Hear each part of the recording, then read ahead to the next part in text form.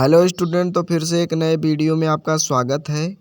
7 तारीख को सामाजिक विज्ञान कक्षा 10 वाले समझ लीजिए यही महत्वपूर्ण क्वेश्चंस आने वाले हैं। एकदम यही समझ लीजिए 70 में 70 आपको दिलाकर ही जाएंगे इस वीडियो में। पक्का बता रहे हैं 1 से लेकर 22 अध्याय तक इसमें जितने मोस्ट इम्पॉर्टेंट क्वेश्चंस हैं जो कि फिक्स इसी में से आएंगे आपको, और 100% गारंटी के साथ मैं कह सकता हूँ वीडियो को स्किप ना कीजिए, नहीं तो आप एग्ज़ाम में बैठेंगे और बहुत पछताएंगे। और महत्वपूर्ण टॉपिक है जो कि देखिए 95% यही आएगा। जर्मनी का एकीकरण पहला। दूसरा क्वेश्चन जो कि हर साल पूछता है, ये इम्पोर्टेंट समझ लीजिए, इम्पोर्टेंट, वेरी इम्पोर्टेंट, जर्मनी का एकीकरण। अब दूसरा समझ लीजिए 1789 फ्रांसीसी क्रांति का कारण तथा प्रभाव, जो कि ये पूछ ही लिया जाता है। कारण चाहे पूछे चाहे प्रभाव, तुम्हें लिख ही देना है।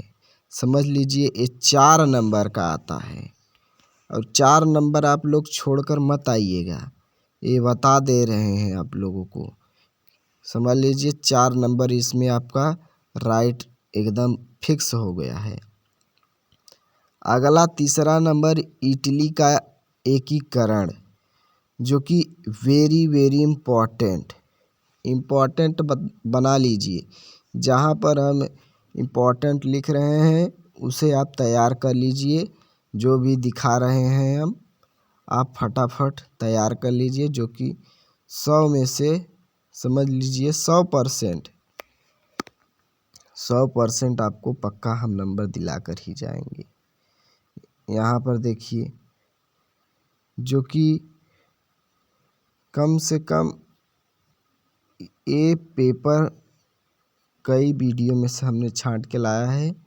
अब अगला क्वेश्चन देख लीजिए, महात्मा गांधी पर निबंध लिखिए या सत्याग्रह पर एक निबंध लिखिए।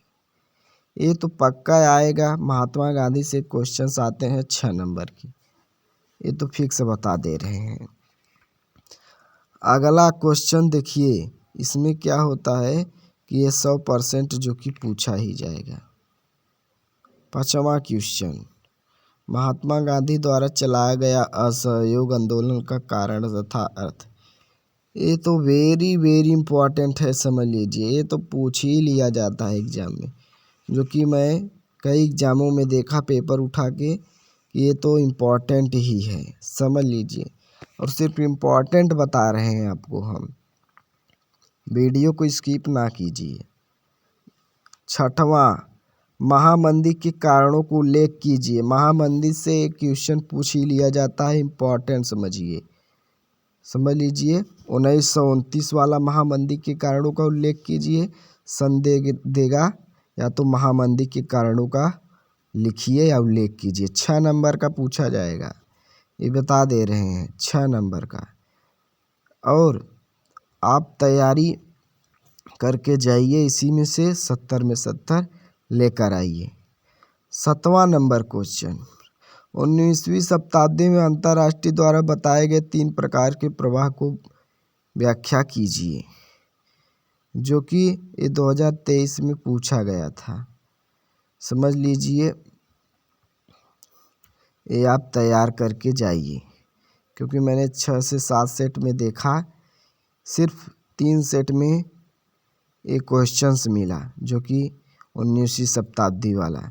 क्योंकि आप ये भी क्वेश्चन तैयार कर लीजिए, 2024 में पूछ सकता है। वेरी वेरी इंपॉर्टेंट क्वेश्चन सिर्फ लाए हैं। अगला, ब्रिटेन वुड्स संस्थान समझौता, जो कि मोस्ट इम्पॉर्टेंट है, 4 नंबर का पूछा जाएगा। क्योंकि देखिए आप बुक से तैयार करेंगे तो आपको बहुत मतलब भारी लगेगा, क्या पढ़ें। आपको जब इम्पोर्टेंट बता दे रहे हैं तो आप पढ़ लीजिए। अगला, ये मृदा अपरदन का रोकथाम, जो कि इम्पोर्टेंट है। मृदा अपरदन मतलब मिट्टी का कटाव के लिए रोकथाम कैसे करेंगे, वही है। मृदा अपरदन के बारे में पूछे तो लिख दीजिएगा, यही समझ लीजिए। 100% पूछा जाएगा ये। मृदा पर्दन से एक क्वेश्चन आता है, जैव तथा अजैव संसाधन। जैव संसाधन किसे कहते हैं, अजैव संसाधन किसे कहते हैं।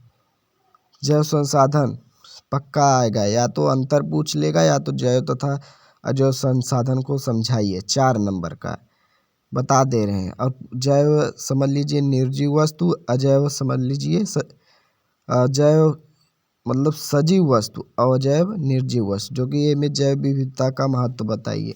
विविधता अलग है, जैव तथा अजैव संसाधन अलग है। ये भी 4 नंबर का पूछ लिया जाता है, मोस्ट इम्पॉर्टेंट क्वेश्चंस हैं।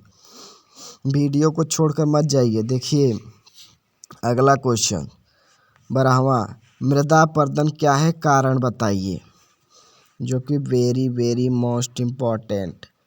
कह रहे हैं ना कि मृदा पर्दन से पूछ लिया जाएगा, मिट्टी से, यानी मिट्टी के कटाव को हम मृदा पर्दन कहते हैं। 4 नंबर का, जो कि मोस्ट इम्पॉर्टेंट। 13वां नंबर, 3 राज्यों के नाम बताइए जहां काली मृदा पाई जाती है और कौन सी फसल उगाई जाती है। यहाँ पर थोड़ा सा मिस्टेक है, उगाई जाती है, जो कि ये पूछेगा मोस्ट इम्पॉर्टेंट, यानी कि काली मृदा, जो कि इम्पोर्टेंट है। अब देखिए वीडियो को स्किप ना कीजिए, वीडियो को पूरा देखिए। 14 नंबर प्रश्न, बहुउद्देशीय। ये तो ट्रिपल स्टार बना लीजिए, ये तो पूछ ही लिया जाता है। बहुउद्देशीय परियोजनाओं के लाभ तथा हानि, लाभ तथा हानि, बहुउद्देशीय, इम्पोर्टेंट, ये तो पक्का पढ़ लीजिएगा, डबल तिबल बार एकदम रट लीजिएगा। 70 में 70% कह सकते हैं कि आएगा ही। अगला क्वेश्चन देखिए, वीडियो की स्किप ना कीजिए स्टूडेंट, वीडियो को पूरा देखिए, क्योंकि इतना मेहनत से हम आपके लिए वीडियो लाते हैं। भारतीय कृषि की कोई 3 विशेषताएं बताइए।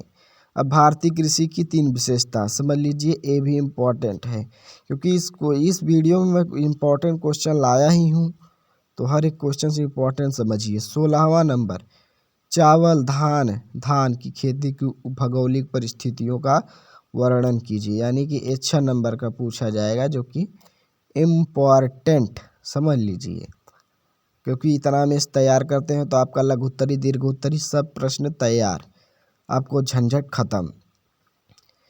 कृषि की 3 प्रमुख समस्याओं का उल्लेख कीजिए, जो कि इम्पॉर्टेंट। अगला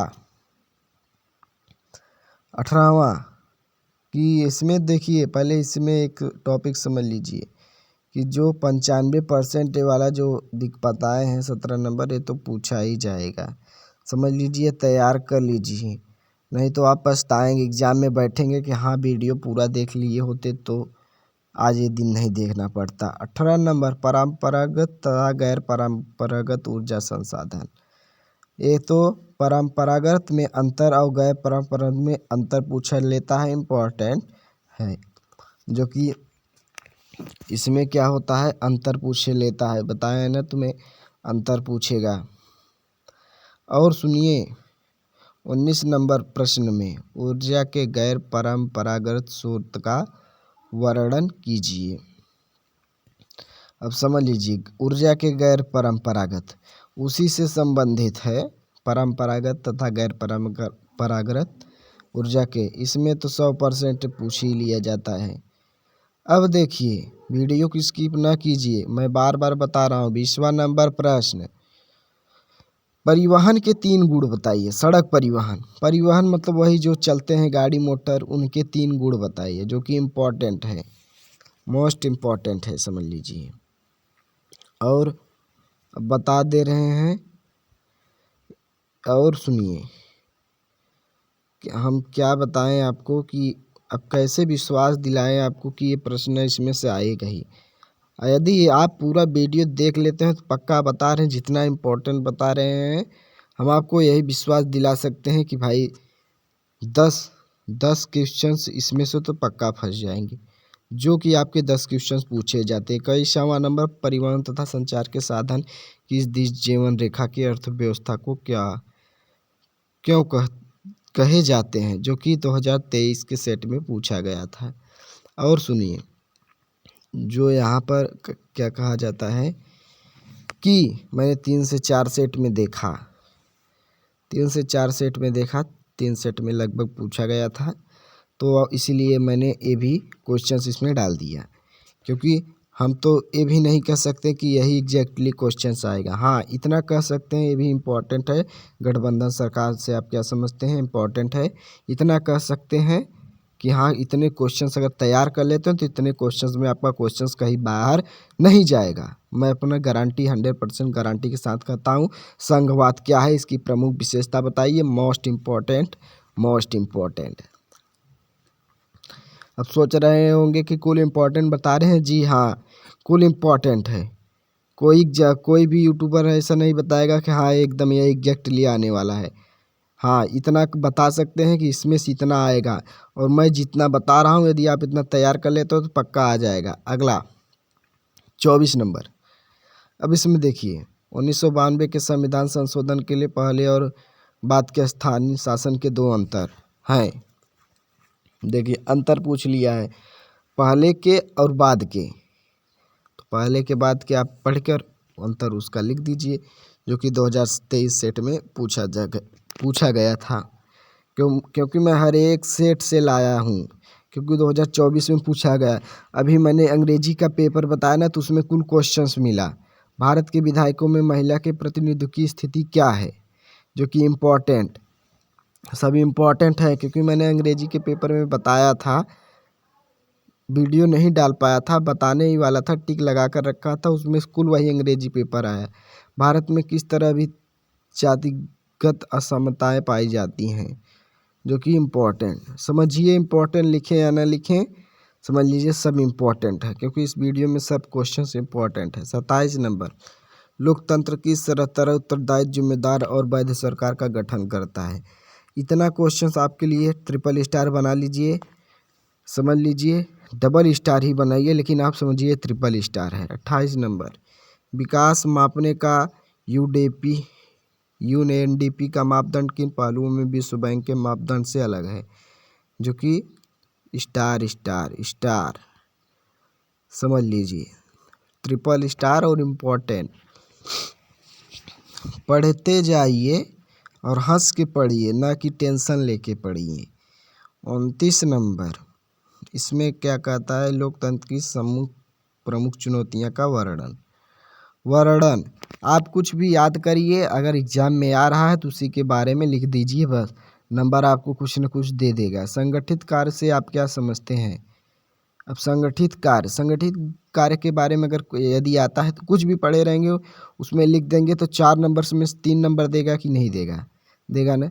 31 नंबर क्वेश्चन, जो कि मोस्ट इम्पॉर्टेंट, वैश्वीकरण से आप क्या समझते हैं। वैश्वीकरण से एक क्वेश्चन पूछ लेता है, जो कि इम्पॉर्टेंट है।